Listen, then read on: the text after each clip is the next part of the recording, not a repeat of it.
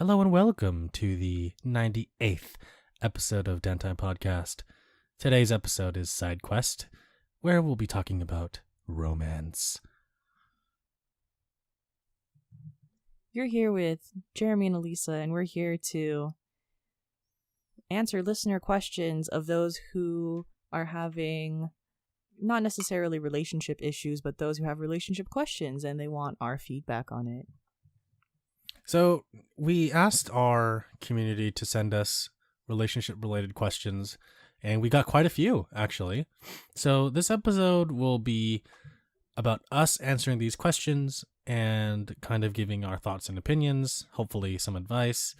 And we don't know what the other is going to say. We don't know each other's views and perspectives on relationships, so it's kind of eye-opening for the both of us to be talking about this. Yeah, there's quite a few questions of different variety. I collected all of them, and we can just read all of them out loud by user. I think that would be better.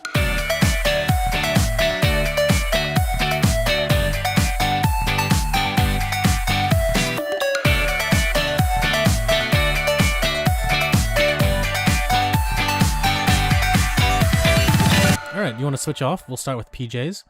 Yes, you can go first. Cool. So, on our Discord, one of the users, PJ Sucks, shout out to you, buddy. He sent 5 questions. Well, yeah, I guess some of them were kind of comments. So the first one says, who pays on the first date? Well... Oh, by the way, I think for answering the questions, we should also alternate who answers the question first. Okay, perfect. Do you want to go first? Yes. Okay. Man, who pays on the first date? If you are going on a date with someone and it's somewhere cheap, I think the person who initiated the date should pay for it. So, for example, if you two are only going to a Starbucks or you're going to a cafe and you two buy 2 coffees and maybe a pastry and that's only $10, I think the person who called for the date should pay for it. I think if you're and then it escalates when you're at a sit down or you're doing something more substantial that becomes over $30 or $40, and in that case, I believe in splitting the bill evenly. I'm on board with you there, but I also think that there are a lot of variables that depend on who pays. A lot of things like where you go, something that you mentioned, but also kind of the person that you're going on a date with, because usually in, I guess, American dating culture, there's the expectation that the guy will pay, and it depends on what that person is feeling or what that person is thinking. So if you both don't say anything during the date, then I think it's up to the guy to pay. But if there's this preconceived notion that both of you are going to split it, like maybe you guys talk about it beforehand, like, oh, hey, this is our first date, the guy usually pays, but I was wondering if we can split it, both ways. Then if she's cool with it, then you could say, yeah. Or let's say like you go to an arcade, like a video game arcade for your first date. Like maybe you can both split it because you're maybe you both want to play different games or you want to play the same game, but it costs a certain amount of money. So yeah, it really depends on, I guess, the location, the type of person, and if it was discussed before. Definitely, I agree with it. It should be discussed before so that you're not both awkwardly looking at each other and looking at the check on the table and someone saying, I'm going to go to the bathroom, and then see what happens next. And then you go to the waiter and you're like, can you pay for this? And the waiter's like, what the hell? So my personality, I'm not necessary, and it's actually one of the other questions that we're going to get to, but because I'm pretty independent, and because independent's not the right word. I appreciate when someone is chivalrous and if they want to be chivalrous, that's totally fine. But for me, and not every girl thinks this way, but this is how I think. If you're gonna be chivalrous, that's totally fine. But I'm totally okay with you with not being chivalrous. Not everyone will conform to society's ideals and views, so I'm glad someone like you exists, Alyssa. Thank you. Yeah. Thank you. And I'm not one of those people who are just like, why'd you open the door for me? I can do it myself. It's more of, oh, thank you. I appreciate that you opened the door for me. But say I'm walking in front of you, and not even on purpose, but I'm just walking in front of you. And so if the door is in front of me, I'm going to open it for the both of us just because it's the most convenient thing. Right. Totally. I think what also makes paying on a first date easier is the existence of PayPal and Venmo now, where you can easily just Venmo someone and then someone just puts it on their check and then you can just pay for it. Or usually what I like to do is if a first date day has a lot of different things on the radar, then we'd alternate who pays for what. Like, say there's movies first and then you go out to eat after, so someone pays for the movies and then someone pays for the food. Yeah, I'm exactly that way too. It's like, I don't know, it depends on your comfortability on the first date, but I mean, this is kind of going off on a tangent, but like, let's say the second date, you could be like, oh, I'm going to get dinner, but I was wondering if you can get dessert. It could be like boba or, yeah, I don't know. It could be anything. But I think, I'm not trying to say that there should be equality in every couple. I'm just trying to say there should be less of an expectation that one person has to keep paying for food all the time. Oh, I agree. Because I think that's expensive. Unrealistic. Yeah, no, totally. Like, okay, in Asia, it's definitely expected that the guy pays for dinner, like, all the time, but not everyone's made of money, Yeah, and exactly. Especially in the city, in San Francisco, like, holy shit, food's so expensive downtown that's like, why would you expect that from someone to pay all the time for such expensive meals? I'm not saying every meal is expensive. I'm just saying the tax makes everything expensive in San Francisco. Mm-hmm. But yeah, I don't agree with the preconceived notion that the man should pay all the time. But I am a firm believer that it should be broken and that there should be kind of an established thing where both people in the party are okay with paying for dinner, one paying for dessert, or like you said, one paying for a movie and one paying for popcorn and drinks. Mm-hmm. A lot of my friends, when I talk to them, sometimes they'll say, I don't think he liked me because we split the check. And I don't think like that because half the time I'm willing to split the check. Yeah. What if he's like on a budget? Yeah. And there's nothing wrong with being on a budget. You should like that. You should like that person not because they could pay for your meal, but because of who they are and who they were during that meal. And to live in a world where just because he didn't split the check means that he didn't like you, I think says a lot about yourself. Yeah. So number 2, what is the correct way to approach your boyfriend or girlfriend when they smell bad? Okay. I think, okay, as like the first one, I think there are a couple factors that determine your answer to this, depending on how long you've been dating or how comfortable you are discussing those kinds of things.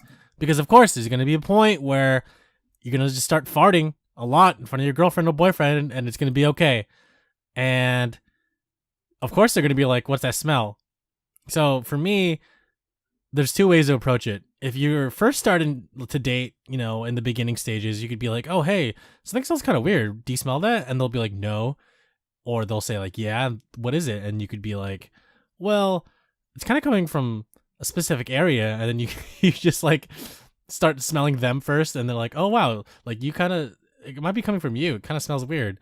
And then we'd be like, oh no. They might say like, oh no, like something. They might make an excuse or something. You'd be like, oh no, it's okay. But if you're like me and you've been in a relationship for a little while, they could be like, damn, what the fuck is that smell? Like, holy shit, that smells so bad. And then your partner will be like, I don't know, maybe it was you, maybe you farted. And then you could just say, nah, it's coming from you. It's definitely you. And then they might get mad at you, or they might play along and be like, it's all good. Like, I just need to go take a dump or something. I don't know. Yeah, my relationship is not a really good example, but yeah, that's my answer. So I've never dealt with a situation where a significant other smelled bad, but I'm just to be straight up honest, I've seen people that I was physically attracted to, and then as I got closer to them, they had a weird BO smell, and I was immediately turned off. So I feel like in any of my relationships, I would not want someone to have bad BO, because I would just be immediate. Like, that was an immediate turn off for me. Like, from just physically like from first initial attraction and like meeting them for the first time and then realizing, I think I'll pass on that. Yeah. Because you could look good. You could look like a model and smell like exactly. shit. Yeah, exactly. I think that, man, so it's a tricky situation where you want to tell them the truth and you want them to know it, but obviously you have to say it in such a way where it's not offensive, but it is going to be offensive. It's like the lose-lose situation, I feel like, with this question. It's going to sound bad no matter what. Exactly. But you kind of just have to go with it. I'd say, do you use deodorant? Like suggest doing something that will improve the situation. I think that it's different if you've just met the person, but I think that if you've been dating this person for a while, which means that you clearly like them, then you have to address it head on. Yeah. But also, as just a little side note, a lot of people don't use deodorant, which is shocking for me, because I feel like one swipe can solve a lot of problems. Yeah, but it's like surprising when I find out that people, like, not necessarily they don't use deodorant, but they don't take showers consistently. Oh, okay. I see what you mean. Because I'm one of those people that doesn't use deodorant, and when I get all sweaty from working out or from like doing a really strenuous exercise, I actually don't have any smell for whatever reason. Oh, it's like for me it's more like some people, they don't they like their whatever is in their hygiene, they don't follow something and they don't realize that they smell bad. Yeah, no, I've met those kind of people before, and I don't have the heart to tell them that like they smell like shit, but I want to. But at the same time, I'm like, someone else should tell you this, because you have to realize that, in the end. I think that one of those people should be a significant other. I think that if someone was to tell you that you smelled bad, it would be a best friend, a family member, or your significant other. So I would personally muster up the strength to like let them know that, hey, like, if maybe try this soap, or try this body wash, or try this deodorant, and it will improve everything greatly. Or tell them, hey, why don't you take a shower every day? Yeah. If you don't already. And a lot of people do skip showers every day. Yeah. Yeah. And I know some people that do that. I'm like, why? Why do you do that? Don't be like Steve Jobs. But yeah. Cool. Awesome. These are hard questions. What the hell? They're good. They're really good. I read these questions beforehand, and I was thinking, oh, I know the answer to these. And then as I'm answering them, I feel like, wow, I really don't know relationships. I'm doing my best. Because again, the way that I view a relationship, like years into it, is like, for example, for the second question, I'm like, what the fuck is that smell? It smells hella bad. And then they're going to be like, yo, it's not me. And then I'm like, yo, did you just fart? Like, holy shit. So it really depends on the relationship. Again, like to my first point, it really depends on how comfortable you are talking to that person about these kinds of things. Because maybe 2 or 3 years into the relationship, you're not comfortable talking about smell or farting in front of that person. But it really depends. And you probably already figured out I fart a lot in front of my girlfriend, so it's yeah, and she doesn't care. Well, I mean, she cares, but she does it too. So it goes both ways. All right, question number 3. Do you believe in horoscopes? No, this is one of those. Horoscope is so interesting, and zodiac is so interesting. It's something that you read in magazines, and there's always something that will be relevant to you because there is a way to word things that will be fitting to any type of personality. So no matter what, something will resonate with the person reading it. The coincidental thing in my life is based off of my zodiac, and which is your zodiac too, the Aquarius. Every single person that I have ever dated, not just for a long-term relationship, but been on a date with, has been a compatible horoscope. It's not something I'm purposefully seeking out. It just so happens that their birthday aligns with being an Aries or a Sagittarius, which is like crazy to me. So, is there some truth to horoscope? Is it more than a coincidence? Hey, it very well might be, because the world works in mysterious ways. And to be honest, it kind of like, to put some like crazy science into it, the time and day you were born, like the moon was a certain position and therefore affecting gravity, and every person has water in their body because their body is like 70% water.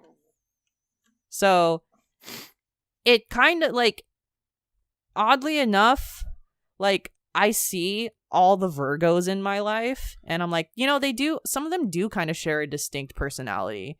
Or I see the Aries in my life and wow, they all, like there is sort of a distinct personality. And to be honest, Jeremy, I think that Aquarius people have a distinct personality as well. Okay. Yeah. So horoscope is one of those things where it very well could be bullshit. But for sometimes the coincidences are just like, that is too much of a coincidence. But I don't know. Good example is, for me, I honestly don't care about those kinds of things because it doesn't bring any value to my life, I feel like. Although a while ago when I was in high school, I did look these up a lot. I would like go to Yahoo and look it up every day and be like, what's my horoscope of the day? And it would send you like a random message on Yahoo. And I'm like, wow, that's going to happen to me today. And it never did. I'm like, wow, this sucks. So there was a small part of my life where I kind of cared about it.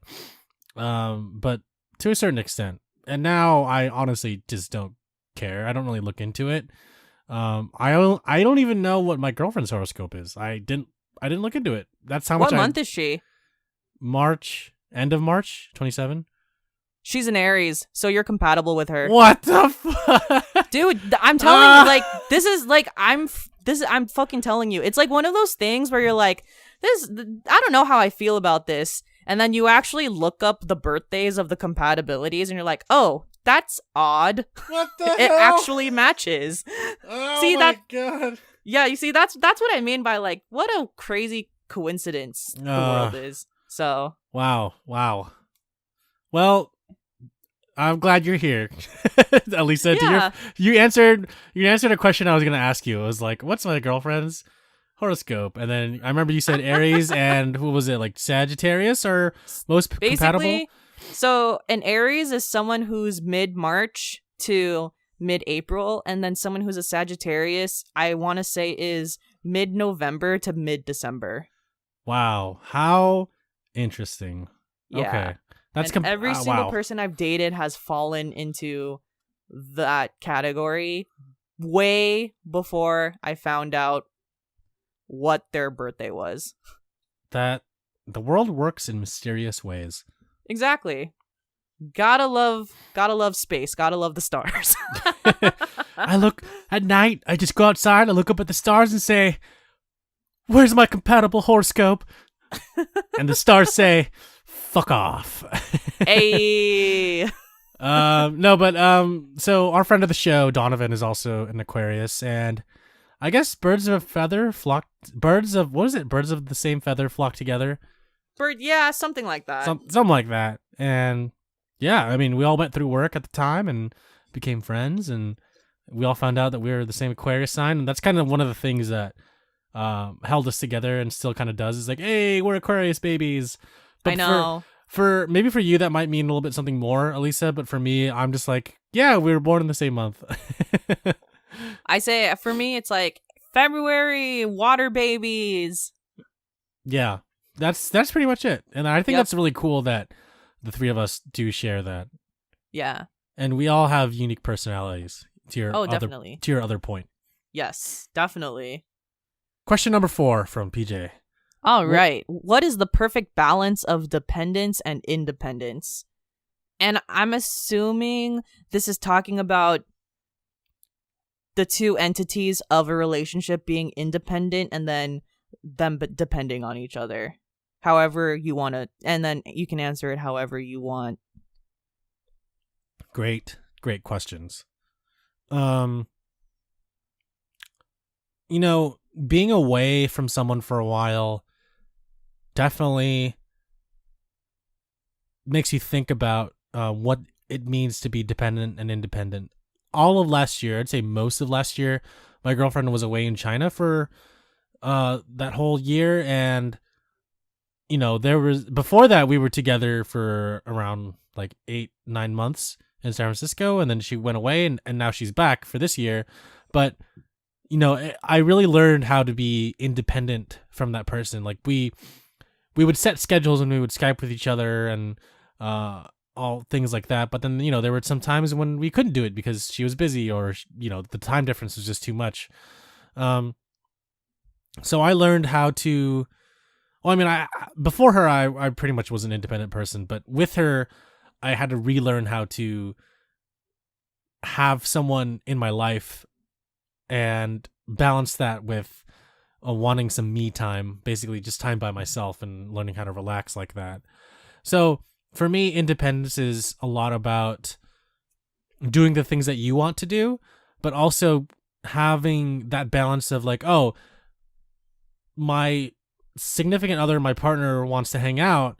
Let me make a calendar event for this and like kind of share that event with her. My girlfriend and I, we share a Google Calendar together where we can see what each other's doing. If we're doing something together, we'll make it a certain color. If I say, hey, I have to record my podcast tonight, I'll let her know, and then I'll say, this is when I'm recording it. And she'll be like, okay, cool. So she kind of gives me my space when I want to do the things that I want to do. And when there's things that she wants to do, I do my best to respect that. But there are times when things conflict and I'm like, well, where do you plan this? Is there a way that you can either push the time for the thing that you want to do? If it's like something school related, then of course you can't push that. Or if it's like, I don't know, something on her schedule that kind of conflicts with something that we made together, then we do our best to visualize that through our shared Google Calendar. But if a conflict does arise, then we kind of work our way through it, and then I or her will kind of make our own plans based around that. I think in a relationship, depending on what you establish in the beginning and kind of the person that you are and the kind of the person that your partner is, depends on how much dependence they have on you, and you should determine how much dependence you have on that person. So, for example, you shouldn't always rely on that person when something comes up, but knowing that they're there does help. But I feel like 100% reliance on someone isn't always a good thing, and you should know when to gauge that. It also goes for like, not just the little things such as like helping to translate something or asking for advice on something, but let's say you're in a foreign country where your partner speaks a certain language that only like they know how to speak and they can speak it well, and you're kind of lost. Then I think there's some dependence there, but you should also have some independent thoughts where you can kind of think of some ways to help your significant other in that situation. Like, is there something that you could do that you can bolster them, or is there something that maybe you could just, maybe there's nothing you could do, but that's that. In a situation like that where you're kind of lost and you don't know what to do and you have to rely on your partner to like do everything for you, then yes, there is dependence there. But I think, as with all relationships, there's like ebbs and flows, and it really depends on what you decide what your dependence or independence should be. If I think of something else, I'll let you go first. Or I'll let you go now, so that if there's something else that I think of after that, I'll add on to it. I have a pretty interesting track record, and I think growing up, I have always been a very independent person, and that's just the type of person that my parents raised me to be, and therefore, even if I'm not in a group setting or a hangout setting, I can thrive. And I became so independent that there are times where I can pretty much handle not talking to a significant other for a while, that I didn't realize that it was affecting my relationships, especially when I was going through high school and in college, because there were a lot of points where, because I was a high functioning independent, like I could basically thrive just doing studying or doing homework or going to work, and I wouldn't necessarily mind that, because in my head I'm like, okay, I'm doing my own thing. And what I didn't realize in those situations is I wasn't actually texting the other person or just being like, hey, like, how's your day going? Or even just giving them a text like, man, I've been like working on homework for hours and it's tough. I would just straight up work on homework and I would forget to text my boyfriend. And it ended quite a few relationships and in college. And it took a while for me to realize that not necessarily like I needed to be dependent on that person, but I was being too independent when that's not what the other person wanted. And when I started to get a hold of that in my next relationships, I started really working on perfecting this balance of me time and them time. And I think also it collided with a lot of stuff in college, because I had to stay in college for a fifth year, which kind of affected, when I realized that, it affected a lot of what I was thinking, because like, oh, I'm not going back home immediately. I'm actually in college for a lot longer. And at first I thought that meant, oh shit, I guess like I have to like keep working so I can finally graduate and think of a career, do that whole thing.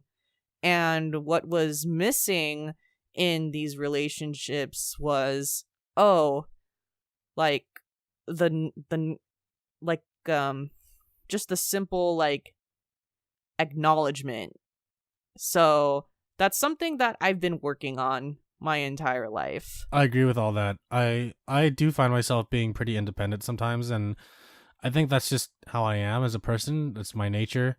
My parents kind of raised me to be a leader in a sense. So being a leader means that you need to do things by yourself and learn how to do it by yourself and do it well.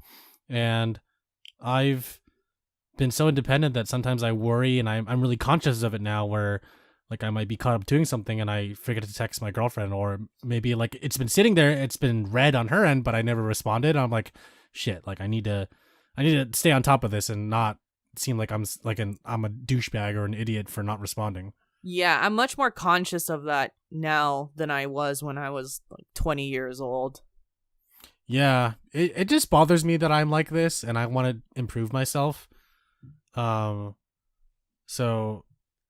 I'm doing everything I can right now to just be like, hey, I'm not always like this, you know? Yeah, exactly. I agree. All right, the last question from PJ is fill in the blank and chill. Huh. I'm gonna say, huh. Get back to me. You could go. All right. I'm gonna go with cooking and chill. I'm gonna go with Mario Kart and chill. Mario Kart and chill? Yeah.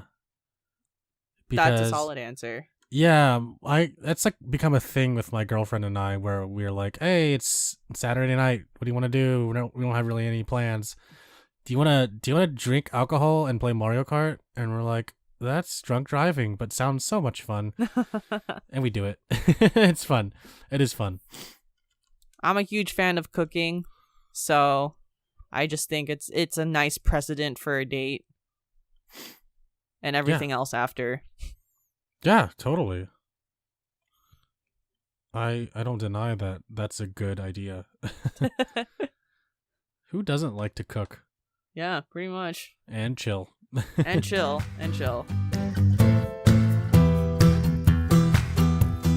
The next questions are from Hooded Romantic Dude. Romantic Dude. Yes, and you can read the first one. Yeah. Hooded Romantic Dude, thank you for sending your question.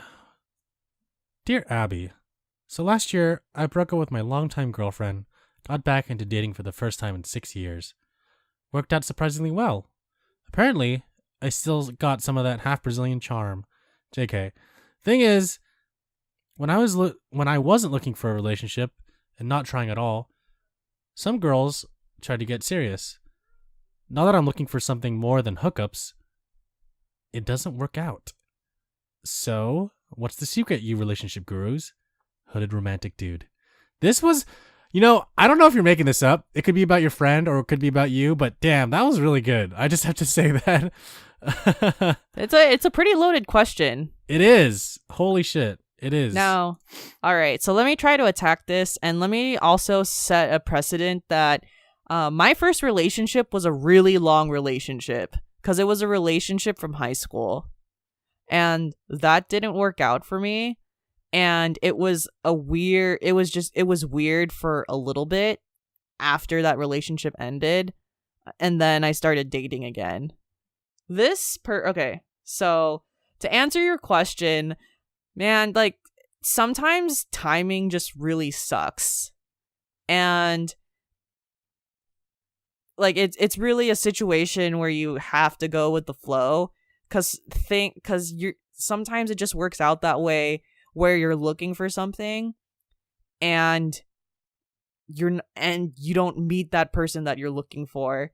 Now, I'm going to tell you my secret, which I think, like, I don't even necessarily think it's that great, but they all, like, my best relationships have come because I was just chilling, and I ended up falling for a friend. So I would say, sometimes what you're looking for is to not look for anything in particular, and you'd be surprised by the results of that. Yeah, I'm definitely someone that believes in that wholeheartedly because it happened to me. I met my girlfriend when I didn't even want to meet anyone. I was like off of online dating for a little bit, and then I was like, you know what? Let me just watch this damn movie with my friends. And then my friend was like, yo, can I bring some girls? I'm like, dude, I don't fucking care. I just want to watch this movie. Like, I really don't care. And then he brought a bunch of friends, and then one of them is my now girlfriend. And then, we started talking, we hit it off. I got her number, and then the rest is history. But, it's definitely a point where, and a really good example of me being like, okay, I'm going to use online dating to find a girlfriend. And that's the whole point of doing online dating anyways, is you're not trying to find friends, even though your description says so. It's because you're trying to find that someone, connection. Exactly. And I was trying to find it. And then after like a couple months of doing it, I was like, you know what? Screw this. Like, I'm not about this right now. Like, this, everyone was shallow. I deleted all of my accounts. I really got messages back, and I was like, this is stupid. And like a few days after I deleted all my stuff, I was talking to my friend about it before the movie. And then my other friend was like, yo, could you bring people over? I'm like, yo, I don't care. But then, yeah, like that day I was talking to my friend about how I got off of online dating and how it just wasn't working out. And he's trying to convince me to go back. And I was like, nah, I'm good. And then, lo and behold, something really good happened. And through friends, I was just meeting a bunch of really good people. And one of those people turned out to be now someone really special to me. So I really agree with Alyssa in that statement where when you don't look for it, it'll come to you. And kind of my advice to this would be just do what you always want to do what you love doing. Maybe step out of your comfort zone a little bit and do something that you're not familiar with, or maybe try something new that you really are interested in but never had the time to, and maybe you can make time now. Like, maybe you want to go rock climbing, maybe you want to go bouldering, maybe you want to play golf, or maybe you want to join a baseball league, or you want to go to a city in your state or country that you'd never been to before but have always wanted to go. And chances are you might meet someone special, or you might meet a friend. You really don't know. Like, I can't predict what's going to happen tomorrow, but I can say that doing something new outside of your comfort zone, or just like accepting something even when you don't expect it in a good way, is something that'll happen to you as long as you are not looking for it. And it's really hard to describe that because you can't. If you want something, you should just not do it. It's like the opposite of what you should be doing. It's like, well, I want it, so I'm going to go buy it. It's like, well, what if there's a sale? Then you can go buy it when it's cheaper. The funny thing is, what you gotta try is try not trying hard, and it will all work out. Yeah, don't be a tryhard. And like, to your point, like when you're, instead of actively trying to date, if you, and using the rock climbing example, say you have an interest in rock climbing and you're like, fuck it, I'm gonna meet some new people, like I'm gonna meet some new friends and go rock climbing. You might stumble upon a person who fits your interest that is rock climbing at the same time. So it's just like a weird thing. I've had more success in randomness than I've ever had when I was actively trying to date someone. Yeah. And I think also, and this also just relates to when I was in college and the point I was in my life, but when I was seeking actively dating for someone, it was like I was trying to fill a void that I just really wanted. But then in the times when I wasn't looking for something, it was like I was very self-assured and satisfied with my life. So I found someone who liked that about me. and it just ended up and like those situations would just work out in college. So it's like it's so weird how shit like that happens. Yeah, that's absolutely right. Yeah, so my secret is that I wasn't trying. Yeah, as weird and as hard as that sounds, like sometimes if you just don't try, then it'll happen. All right, Hooded Dude has a couple other questions. Do you want to answer the second one? Yes. I'm sorry. Yeah, you can ask the second one. Yes. Any of you ever use Tinder or similar, and any stories? Well, I already answered this in the previous question, but yeah, I did try online dating. I didn't use Tinder specifically. I used Coffee Meets Bagel, East Meets East. What else is there? Okay Cupid. Match? Bumble? Never tried Bumble. What else was there? Maybe I did do Bumble. I don't remember. But I remember there were like a solid 3 or 4 that I was using just to see what it was about. And I didn't like East Meets East because you couldn't chat with people. You can only send one message to each other and then you have to pay for it. I'm like, what the hell is the point then? And then I deleted that. And then I was like stuck with like OkCupid and Coffee Meets Bagel. And I was like, okay, these two are going to do it for me. And then I was just like scrolling down one of them. And then I saw a classmate from high school. And that was the point when I was like, fuck this. And then deleted my account that day for both of them. And then what was like what was the weirdest date you've been, or like not weird, might not be the best word, but like what was like either the weirdest or the most awkward date that you were on from using an app? I didn't get any dates from using these apps. Oh, okay. That's the sad part. And then at the same time, I was really cautious about that. I was like, this person really has to meet certain standards for me to go on a date with them, because I wasn't about to just like hop on multiple dates. I had a friend that did that after he broke up with his girlfriend of like 5 or 6 years. He like hopped onto Tinder and all the dating sites, and he was just like going on dates left and right. And I was like, dude, you're just accepting people that you like. He really didn't care. Like he was just accepting a bunch of people. And I was like, this is weird, and I'm not going to be like you. And yeah, so after like 3 months of trying those 3 apps, I was like, I'm done. And then, back to the other story of me meeting my current girlfriend. So I mean, that's my story in a nutshell, basically.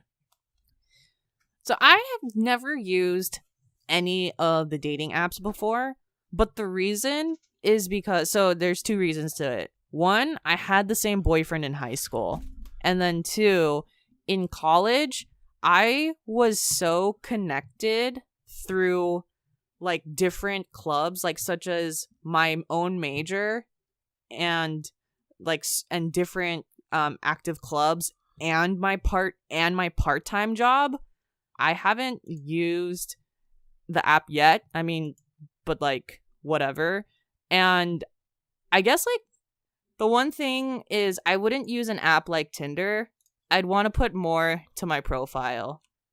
I feel like on a on an app where you're only limited to certain number of sentences, it's like I can't even give you a real summary about my life. Right. Yeah. I feel like I need at least like 10 sentences to give something adequate. I'd like you to know more than just some like snarky remark.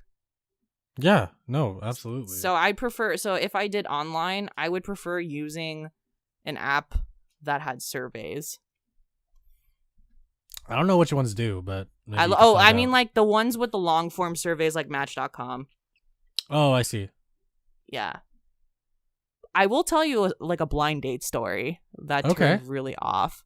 So I was on a blind date with someone, and I met him through, which club was it?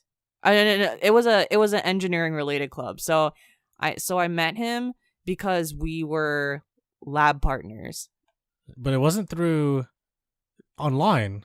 It wasn't through online, but I've never used an online app before, so I just wanted to share like a blind date story. Oh, okay. And I went on a date with him, and then like we always made this joke where we were just kind of like, yeah, like no one in this class is really like us, and so we ended up like going to get Thai food together, and everything was actually going really well. It was like everything was like super chill, and then I went to the bathroom and I get a text from the guy that I'm going on a date with, and at first I'm just like, oh, this is like, I wonder what he texted me, because like I'm about to piss right now.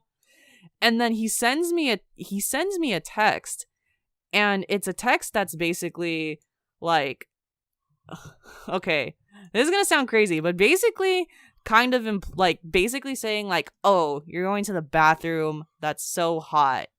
But What? but the way that he worded it was in such a way where it was as if he was turned on that I was about to piss. Does that make sense? Yeah. And that was so like, whether or not he was trolling, that was a really fucking weird thing to say to me. It is. Yeah. And then I was just like, I thought you were sending me a meme. Like, and so this is like even weirder.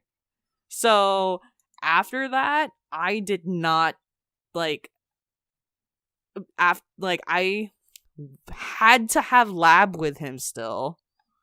So I had the labs with him, but then I didn't. But every time he wanted to go out, just the two of us again, I always said I was busy. Oh. And I couldn't do it, or like, you know, I didn't have time and I couldn't do it because I was so thrown off by that text. Hooded Dude's last question is, maybe after one or a few dates, you decided you're not interested at all, but the person keeps texting and seems interested. Should you tell them straight up you're not interested? Give an excuse like, I'm too busy at the moment, / I'm not ready, / I need to focus on me, or just ghost them? Keep in mind, you don't want to hurt anyone's feelings or stuff to get awkward. So you kind of just explained this. Oh, Lisa. yeah. Yeah. So I went with option number 2, where it's like, I'm sorry, I'm a little bit too busy. That was also college me. So now what would you do? I'm saying this because I've done this before. I'm actually more blunt than I've ever was in my entire life. I'm much more honest, and I would actually tell them I'm not interested. Yeah, I was gonna say, like, you would probably go be like, yo, straight up, I'm not feeling it, so sorry. I've told someone like, hey, like, you know, I had like a good time hanging out, but I don't see us I don't see anything romantic with this, but I'm fine with still being a friend if you want to be a friend. Back then, when I first started online dating, I was kind of like, oh, I'm new to this, I'm still scared of what to say, what if it doesn't work out? But now I'm like, okay, if I know it's not going to work out, or if I feel like after a couple dates it's not going to work out, then I'll kind of straight up tell that person. I would want to tell them in person, though. I would not text this, because I think that's just in poor taste. I would actually set up a meeting with them and be like, hey, can we go grab coffee real quick? And they'll be like, yeah, sure. And I'll be like, I just want to let you know, I don't know where this is going, but I don't feel like it's working out on my end. And I would like to hear your thoughts about that. And hopefully they can share their thoughts too. Now, for me, if I had only been on a few dates with someone, I probably wouldn't tell them in person that I wasn't interested. I'd maybe give them a call, but I wouldn't ask them to see me unless we were actually boyfriend and girlfriend, I think.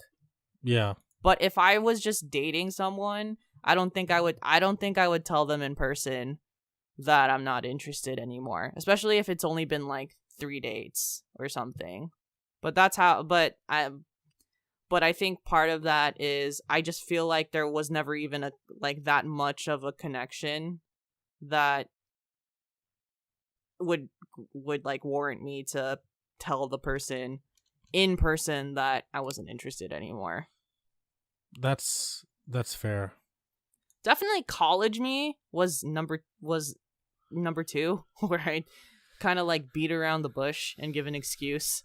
But now I'm more honest. And I think also, Hooded Dude, I don't know how old you are, but if you are like a young adult or like if you have a career right now, I would be honest, because I wouldn't now I feel more conscious. I wouldn't want to waste the other person's time.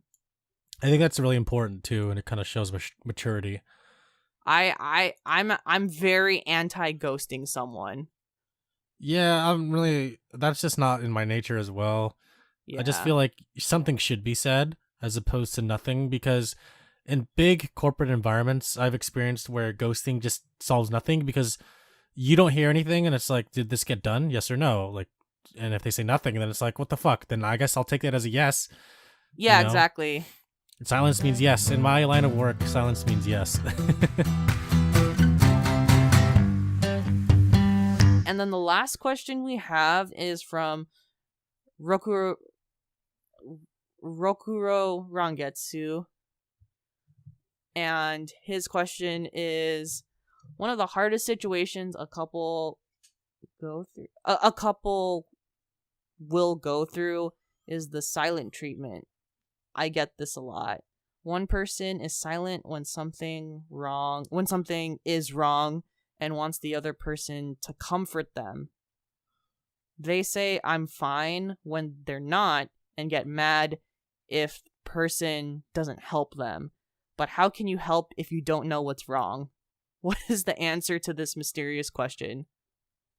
Oh, man. So this is really gonna come from both a male and female perspective. Alyssa, I would like you to answer this first. All right. So, in general, I'm a pretty honest and straightforward person. So, I usually will tell my significant other if I'm annoyed by something. To give an example, if someone forgot to turn off the lights, then I would say hey, turn off the lights, you're wasting electricity, or something of that degree, or just hey, you need to do the laundry, or just things like that. I will be pretty honest about. So these are the times where I tend to be quiet.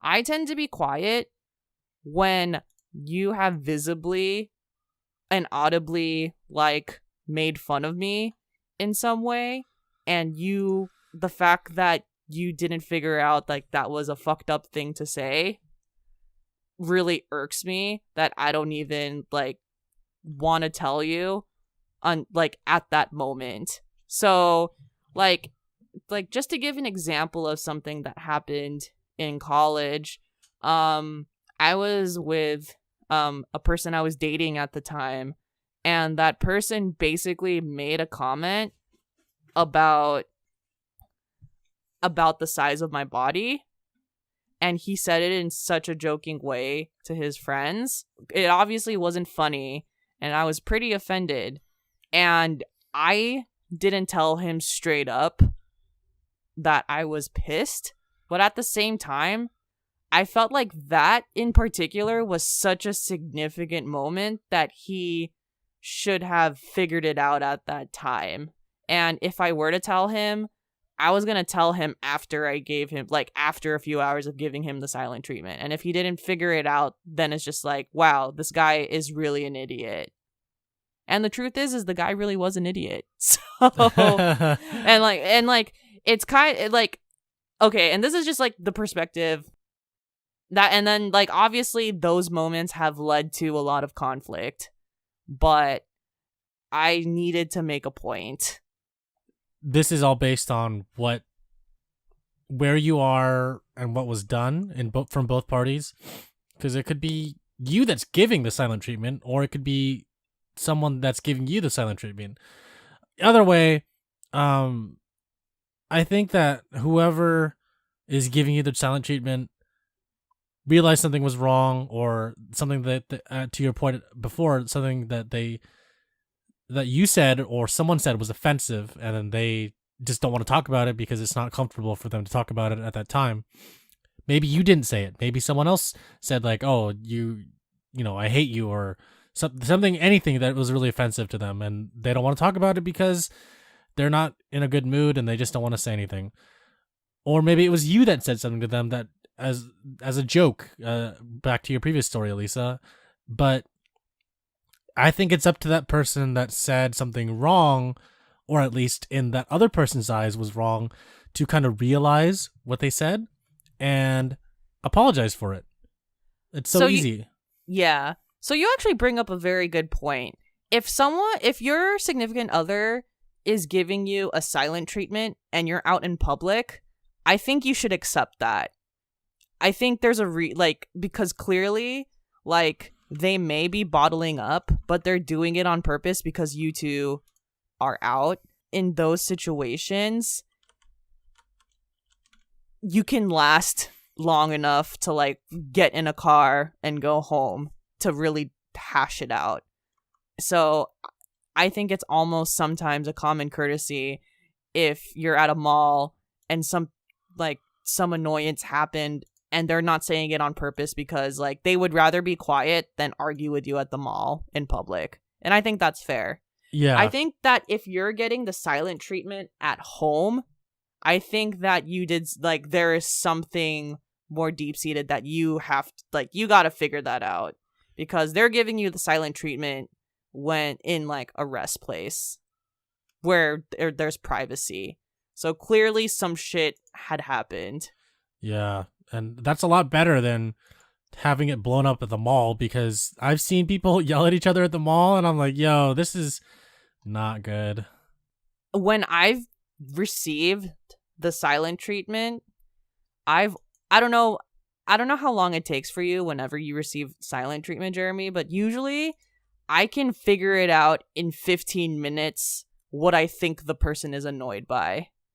You know a person so well, so you know when a person's happy or when they're tired or, whatever. But when they're acting apathetically, then it's like, okay, something's up. What have I been doing in, like, the last, like, 15 or 20 minutes? That is probably, like, another perspective of the question, is that when it comes to silent treatments of things that have been reoccurring and it finally blew up after, like, more than, like, a few months, it's hard because it's one of those things where, like, I didn't realize this habitual thing that I'd been doing for so long was pissing you off for an entire year. Yeah, right. If you were annoyed the first time, you could, with, like, when those situations happen, I actually feel more annoyed because my first feeling, instead of apologizing, is, wow, so you're saying that we could have solved this 11 months ago? And I think that if that person was saving it to tell you at home, there's a lot of respect that is given to you from that person.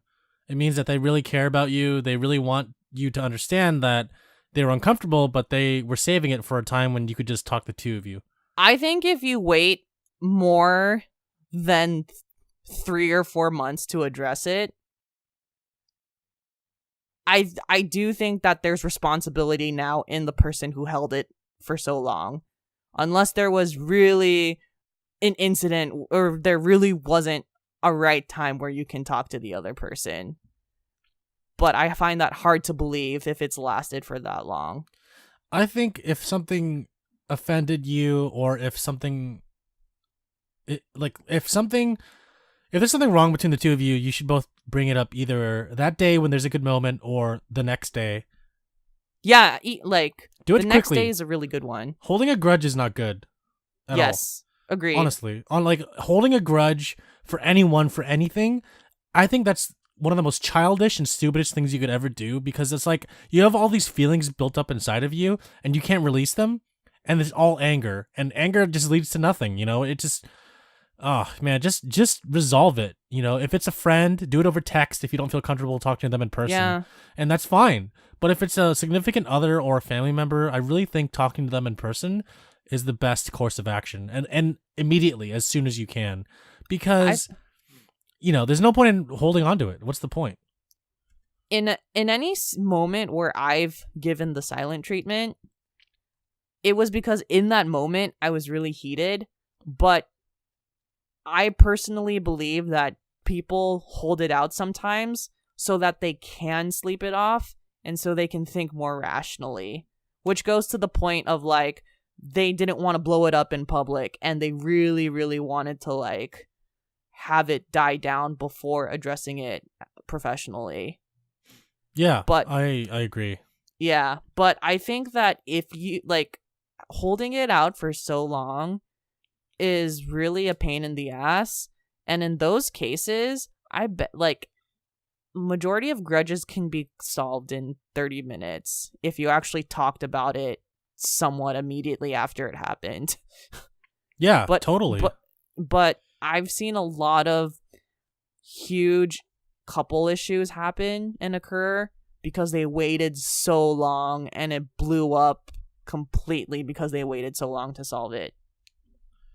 Yeah, and see, at that point, you or that person is only thinking about the bad things, and they're just stacking it up on a list, and when it finally blows up, it's going to blow up bad because that person has a bunch of ammo, and they're going to unload all of it on you. Yeah, they were waiting for the tipping point.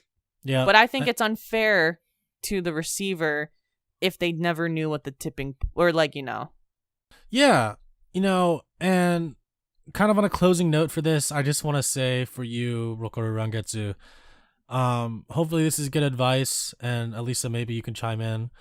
If you don't know what you did wrong, let's say not everyone can get what they did wrong in 15 minutes or more, 15 minutes or less, but if you don't know what your SO is doing wrong, or let's say you don't know what you did wrong to offend your SO, don't be afraid to ask her, like maybe the next day. If if something happens day 1, day 2, don't be afraid to ask. Be like, hey, it's clearly something I did offended you, or clearly something I said offended you or made you feel this way. Can we just talk about what's wrong? Maybe we can, hash it out, because like if you don't know, then you don't know. And there's no problem with not knowing what you did wrong, but understanding what you did wrong and correcting it later, or understanding what you did wrong and preventing yourself from doing it in the future is, I think, a better option than just like knowing what you did wrong and, I think it's a better option than not knowing what you did wrong and then just living with that. 24-hour rule is a good rule for silent treatment because usually that's a good amount of time for that person to settle. Yeah, just to cool off. Yeah, clear their head, maybe like do something that you're not there for. Like maybe just not seeing that other person too is a good thing, but if you live together, then that's kind of hard. The whole sleep on the couch stereotype. But honestly, like resolving it as soon as you can is definitely a better option than just leaving it. Yes. So yeah, again, solve it ASAP, but if you don't know what's wrong, don't be afraid to ask, because it's not everyone's going to understand what they said was wrong, because maybe that guy in college, Alyssa, was just trying to be funny for his friends in front of you, but he didn't know it would offend you. But obviously it would offend you because that's a stupid thing to say in front of your girlfriend. So, I can't understand the nerve on some people. Anyways, yeah. I hope that answered your question, Rokoru Rangetsu. So shout out to PJ, Hooded Dude, and Rokoru Rangetsu for submitting your questions/comments. That was super awesome to answer, and I hope that when you guys listen to this, you'll be enlightened. And if anyone else is listening to this, I hope that you guys enjoyed this episode of Sidequest, because Alyssa and I, we really didn't prep for this. We just read the questions and we're like, okay, we're going to answer these when we see them. Yeah. And if you have any other relationship questions for maybe a part 2, or you have other Sidequest topics that you want us to talk about, anything that's non-video game related, shoot us those questions on the Discord, which you can find at www.downtime.live. You can also email us at contact@downtime.live. And on any streaming platform, you can just post a comment and we will see it. I hope you guys like this episode of Sidequest. It was a lot of fun to do. Yeah, and I think that relationships are hard. They're like no relationship's perfect. But it is what makes it perfect is just two people working together. Yeah, those are good closing words. And to add on to that, I want to say that relationships are a two-way street. Both parties have to put effort into it, because if one party just puts all their effort into it, then that person's going to get tired of that relationship, and you don't have a relationship anymore. You just have nothing. You're just, it's like being in love with a wall. Like, that wall's not going to love you back. You're just going to be like stuck there doing nothing. Yep. So and I know this because this was my issue for a while. So yeah, I feel it, and we've all been there, and you learned from that experience, Alyssa, and you're in a better place now. Definitely. So yeah, no, I learned a lot from this podcast, and I hope you guys did too.